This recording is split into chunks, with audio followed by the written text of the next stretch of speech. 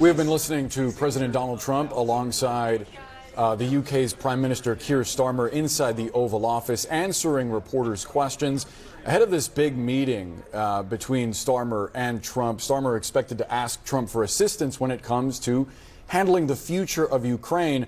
Trump there giving an update on talks with Russia, saying that Russia's been acting very well, though he didn't want to specifically get into details about a peacekeeping force in Ukraine, saying that he wants to have a deal first.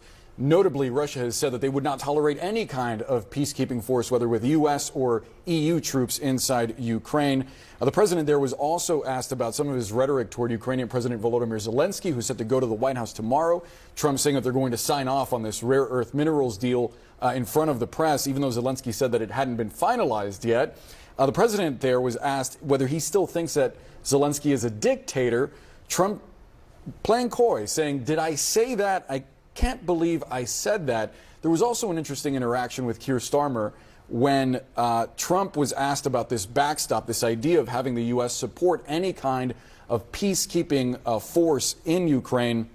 He said that the U.S. will be there doing business, will be over there working in the country, digging our hearts out, was the way that he described it. He was asked if British troops were attacked by Russian forces in Ukraine, would the U.S. come to the aid of those forces?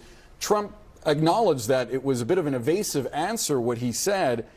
He jokingly said that the UK wouldn't likely need help, and he turned toward Keir Starmer and jokingly asked, could you take on Russia by yourselves? Really a telling moment there about Trump's view of Ukraine. And it was interesting, too, that he kind of was saying that just having U.S. there with private industry digging would in itself be a bit of a security guarantee. And it was also interesting as Keir Starmer sort of pulled a Macron and interjected to say, actually, we're not getting all of our money back, what we're putting into the war in Ukraine. And I also do just want to note, which is something that is certainly, I think, of interest to our domestic audience, which is that Trump was asked, are you tracking how many veterans are being fired as we see all of these federal workers who are getting the axe? He says we are. He says we take good care of our veterans. He says we're watching that very carefully. He said they're trying to make it the smallest number possible, and went on to again say we're taking care of our veterans. We love our veterans. We're going to take good care of them. We should note, though, that thousands of veterans have been fired, and there are more firings expected, and more veterans are expected to be fired. So far, as we see these firings, they appear to be pretty indiscriminate, as probationary employees are being canned despite their military service. Republicans have been sounding this alarm privately to the administration. We're hearing Democrats sound it pretty publicly. But listen, I think the headline here was all of this love from Keir Starmer for President Trump. Let's go. Today at the White House, French President Emmanuel Macron met with Donald Trump to try to convince the United States that it is in their interest and the world's interest for the United States to stand up to Putin. And at one point, Macron had to correct Trump on the nature of Europe's support for Ukraine. Europe is loaning the money to Ukraine. They get their money back. No, in fact, to be frank, we paid 60% of the total effort, and it was through, like the US, loans, guarantee, grants, and we provided real money, to be clear. Joining our coverage, Ambassador Michael McFaul, former ambassador to Russia, MSNBC international affairs analyst. Also joining us, senior correspondent for Time Magazine, covering international affairs, author of The Showman, Inside the Invasion That Shook the World and Made a Leader Out of Vladimir Zelensky. Simon Schuster's here. Let me start with you, Simon, on Zelensky's ability to constantly change the equation, offering over the weekend to step down in exchange for NATO membership for Ukraine. Yeah, I mean, he has to also answer to his people. You know, he's negotiating with Donald Trump, but a lot of what he's been saying in standing up to Trump and in telling him that he's not going to sign these onerous draft agreements that Trump is putting in front of him, you know, he's answerable to his own people. And I think he's done a pretty strong job so far of telling the Ukrainian people that, look, I'm not going to sign away the natural resources that belong not to the president of Ukraine, but to the people of Ukraine and future generations. So that took a lot of courage, I think, given the importance of the relationship with the United States. And what it's created here in Kyiv, talking to officials and just regular people here, is a kind of rally around the leader effect, where a lot of the tensions that had begun to emerge between different political forces here have quieted down. And people now feel that while Zelensky is continuing to fight the war against Russia, he's also now standing up to what is supposed to be Ukraine's closest and most important ally, the United States. So that's been interesting to see here in the last couple of days. But I think now it feels like to many Ukrainians, their president and their leadership is fighting on two fronts: a diplomatic war with Ukraine's would-be closest ally, and of course continuing to fight the Russians.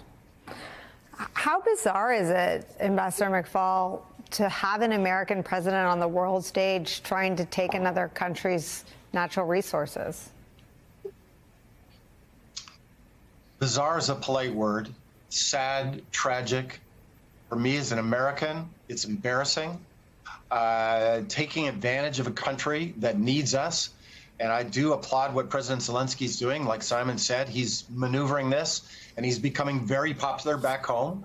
That is very clear. So if Trump wanted to make him popular and help him for re-election, it's having that effect. But I just got to say, this is not just embarrassing. It's not in America's national interest. Trump is alienating the entire free world by imposing these kinds of deals like this. And this makes us look weak. It makes us look like we don't care about values. And that's not my America, Nicole. That's not the America I believe in. We just want to do deals and we want to be reimbursed. By the way, the American people didn't ask to be reimbursed. They voted their representatives in Congress. Congress passed those legislative packages that led to that assistance. The president signed it. There's no clause that says, and now you have to pay us back. So I think the president actually is out of step with a lot of Americans on this issue. I mean, I'll play the role of the political analyst for the purposes of conversation. He is. 61% of all Americans understand the truth that Russia is responsible for the war in Ukraine, which is why you have Maria Bartiromo holding the line on who started the war. When you've lost Maria Bartiromo and you're a Republican and a Trump official, you are off the cliff. And then Quinnipiac has an overwhelming majority of Americans who don't trust Vladimir Putin. 81% of all Americans don't think Putin should be trusted. Yet that's who Donald Trump is throwing in with. Yesterday, on the 3-year anniversary of Russia's invasion of Ukraine, the UN General Assembly adopted 2 resolutions calling for an end to the war. Notably, the United States joined Russia in voting against the first one, and the U.S. abstained from voting in its own second resolution, which acknowledged the loss of life on both sides, but did not mention Russia's aggression or condemn the invasion. The Trump administration abstained because it did not agree with amendments to the resolution that called out Russia, rightly, I would say, as the invading aggressor. I mean, this is a shocking change from the U.S., and it comes after President Donald Trump decided to open direct negotiations with Russia last week on ending this war that did not include the country that Russia invaded, Ukraine. Our country went from throwing bipartisan support behind Ukraine, the country that got invaded, had its territory stolen by Russia, has been bombed to smithereens, onto the side of Russia, the country that did the invading. It's something that does not really happen that often in foreign affairs, certainly not in American affairs. Retired Army Lieutenant Colonel Alexander Vindman served as the Director of European Affairs for National Security Council in Trump's first administration until he resigned in February 2020. He's author of the new book, The Folly of Realism, How the West Deceived Itself About Russia and Betrayed Ukraine. It just came out today. You can get it wherever books are sold. He joins me now. Good to have you here. Thank you for having me. Let's start with the specifics, and then I want to talk about your book. Have we ever seen a 180 of this magnitude at your time working in foreign policy? It's not just in my time in foreign policy. I'm a history student, and I can't think about a reversal that our country faced transitioning between different administrations, Republican, Democrat to Republican, that is such an about face. There's always some level of continuity. Foreign affairs, there's a famous line that politics ends at the nation's shores. There tends to be some continuity. This absolute 180-degree reversal is unprecedented.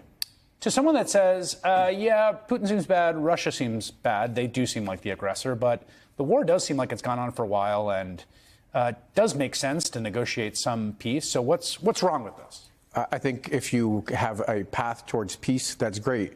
But if you're repeating the same mistakes that we've done for the past 30 years that I talk about in The Folly of Realism, catering to Russia, conducting a Russia first policy, succumbing to hopes that you could do more with Russia, that's what's being dangled in front of Trump right now, or fears that Russia is going to escalate to war.